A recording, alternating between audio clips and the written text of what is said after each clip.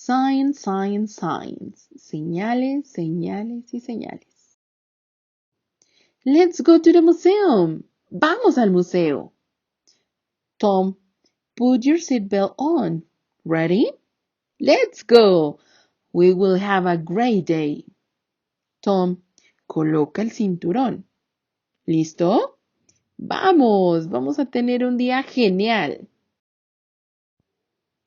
Come, Tom, let's go this way. This is the correct way to cross the street.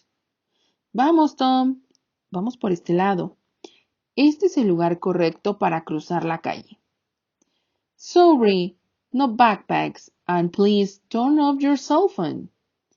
Disculpen, no se permiten mochilas, y por favor apaguen sus celulares. What beautiful paintings! I love the museum, and I like silence. ¡Qué hermosas pinturas!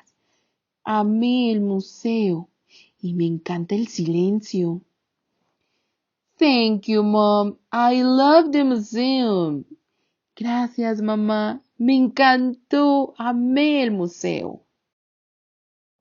Signs are everywhere. Mom, look. Señalamientos están por todos lados. Mamá, mira. What does it mean? ¿Qué significa? It means no food in bed. Significa no comida en la cama. Tom, you're a good boy. Good night. Tom, eres un buen niño. Buenas noches.